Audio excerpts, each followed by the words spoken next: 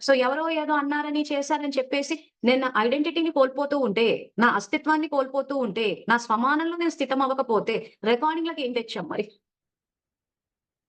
అర్థమవుతుందా? డ్రామా జ్ఞానం ఒక అద్భుతమైన జ్ఞానాన్ని ఇచ్చాడు. ఈ జ్ఞానం మీకు భగవద్గీత, బైబిల్, ఖురాన్ ఎక్కడ దొరకదు. ఒక్క శివ పరమాత్మనే ఈ విద్యాలయాన్ని స్థాపించి జ్ఞానాన్ని ఇస్తున్నాడు. మీరు కావాలంటే తీసి చూడండి. భగవద్గీత, బైబిల్, ఖురాన్ ఎక్కడ దొరకదు. అంత అద్భుతమైన డ్రామా జ్ఞానాన్ని ఈ రోజున అంత సింపుల్‌గా జ్ఞానాన్నిచ్చి, శక్తినిచ్చి చెప్తున్నాడు.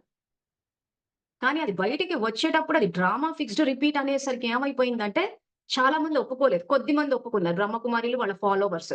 సో, జ్ఞానానికి ఇటువైపు చూస్తే డ్రామా ఫిక్స్‌డ్ రిపీట్ అంటే, ఇటువైపు దాని అర్థం ఏంటి? భగవంతుడు ఏమి చెయ్యడని అర్థం. దుఃఖం రిపీట్ అయిపోతది. ఈ కల్పంలో దుఃఖం రిపీట్ అయిందంటే, వచ్చే కల్పంలో రిపీట్ అయితదంటే, అసలు ఆత్మ పరంధామానికెళ్ళేటప్పుడు పాపం పూర్తిగా తీసేస్తున్నాడాయన. అది మనం తీసేస్తాము బాబాని తలుచుకుని, లేదా వ్యక్తుల ద్వారా. ఇప్పుడు రమణి అక్కయ్య ఉంది.